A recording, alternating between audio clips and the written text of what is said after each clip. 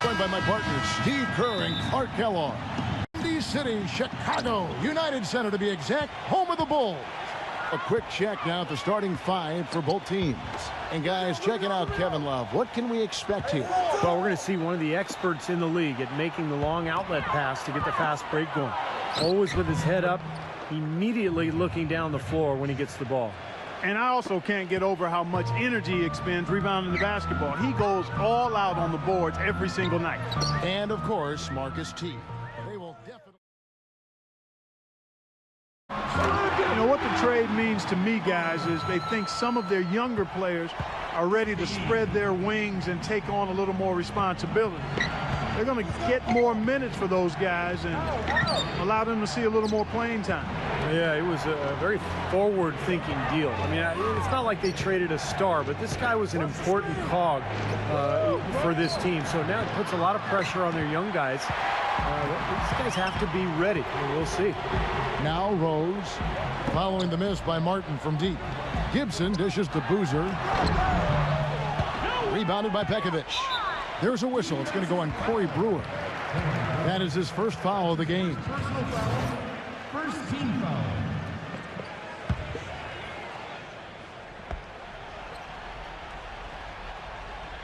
Looking at Minnesota, they took the win in their last game against the Trailblazers in Portland.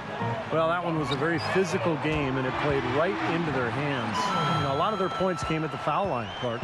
Yeah, and it also led to a lot of foul trouble for some of the key guys they were up against. So don't forget about that part of it either.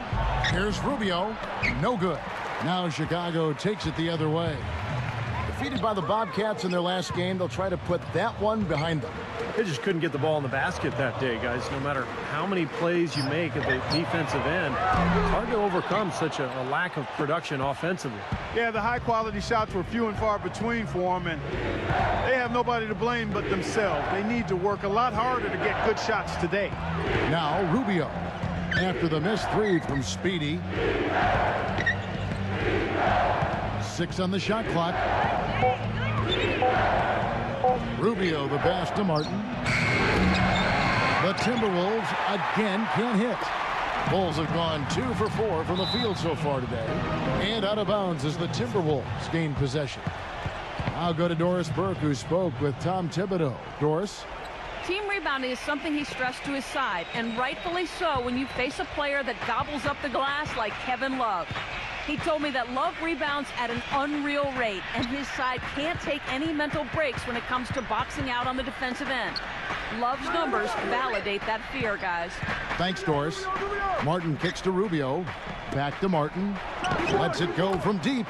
That's good. It's Rubio with the assist. Martin's got himself going with the triple, his first basket of the game.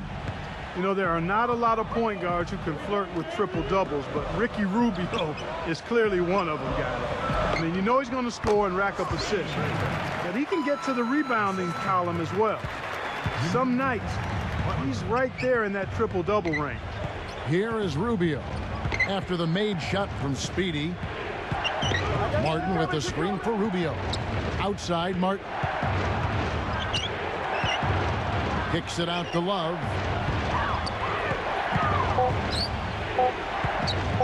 From about 16, gets the bucket. Love's got his first bucket of the night.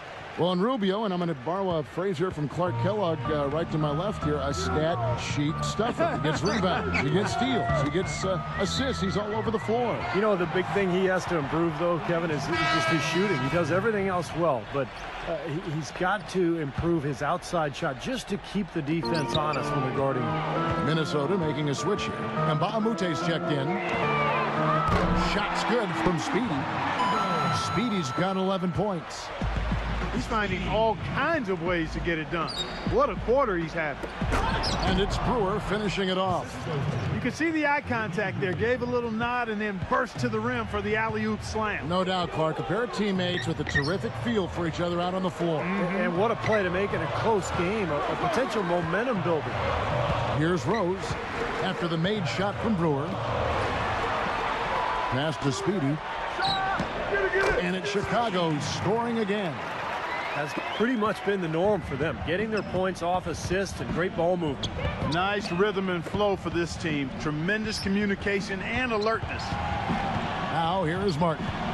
He had 13 points in the win against Portland.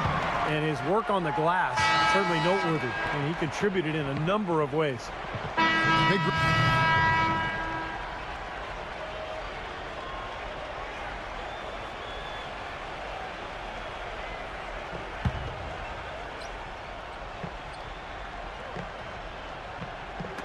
And the Timberwolves with possession here.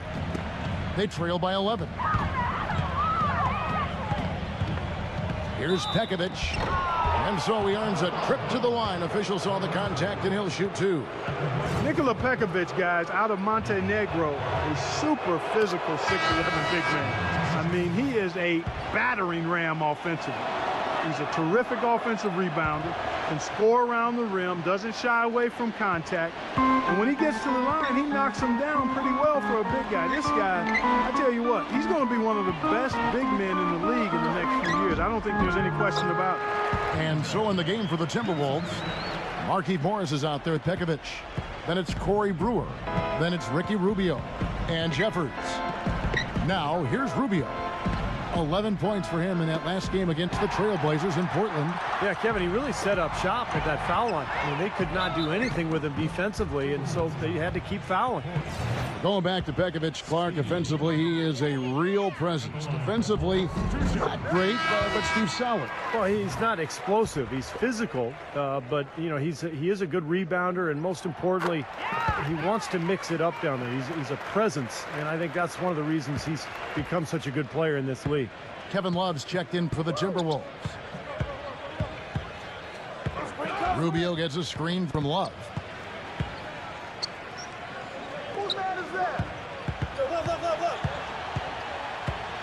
Clock at 6. Into Pekovic. Well, quite honestly, guys, he was one of the biggest surprises of the 2011-12 season. Pekovic. I mean, he continued to show that he's a fantastic option at the center spot with another solid season. I mean, he's a big physical presence, can finish inside, aggressive on defense and on the boards, and doesn't have a bad face-up jump shot either. Minnesota making a switch here. Martin's checked in. Rose dishes to Boozer. Second quarter of play with around 2 minutes gone so far. Pass to Speedy. Puts up a three. The rebound by Kevin Love. Rolling back to Pekovic, or Peck as you call him, Steve, and as his teammates call him too. Another productive season. He did struggle with some injuries. Missed about 20 games, but he is a man. Hey, Peck is a grown man. He is There's a no grown question. man. Yes. A pretty remarkable second-round pick, 31st overall back in 2008. But the T-Wolves have to be excited about finding their starting center of the future. And Doris Burke has a report for us from the sideline. Well, Speedy in the last matchup against the Bobcats put together a nice game. He finished with 30 points, but also put up 4 boards. A truly dominating game from him in what was hopefully a sign of things to come. At least that's how the franchise is thinking, guys.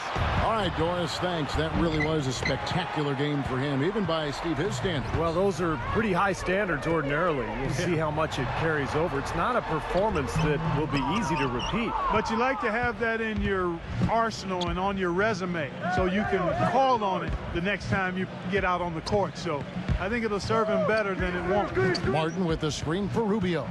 Back to Love. That's in, coming off an assist from Rubio. And now here's a quick peek at the best rookie free throw shooters over the course of the past month. Well, you look at Speedy, the best in the NBA. You put him on the line and it's nearly automatic. Well, he got locked in at the foul line a few weeks back, and he's stayed that way ever since. Well, he's got as smooth a stroke as just about any of the first-year guys. I don't think there's any question about that. And Bahamute is checked in for Nikola Pekovic. The Bulls leading by 12. The pass to Speedy. Butler. Some nice ball movement by the Bulls. Here's Gibson. Butler passes to Gibson. Butler covered by Martin. 5 to shoot. And again, Chicago, no good. Timberwolves trailed by 12. The drive by Rubio. No good. Good tee by Boozer. Well defended, and he's not someone who responds well to that kind of defensive pressure. Butler kicks to Boozer. Rejected by Rubio.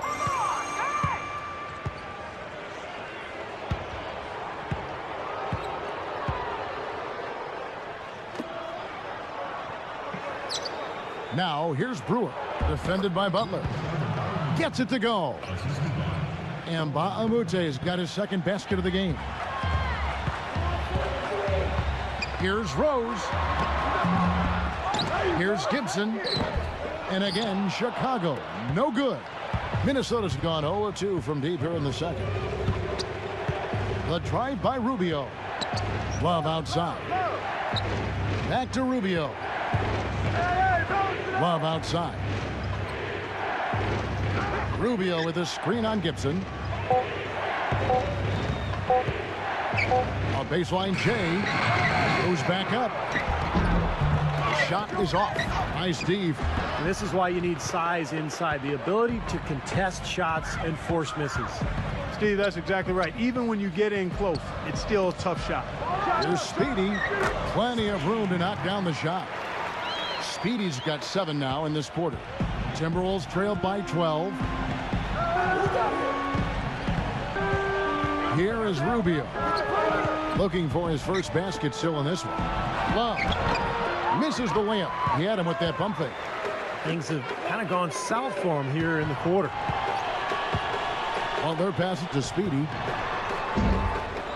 Minnesota with the rebound. And going against Chicago, their first meeting of the season.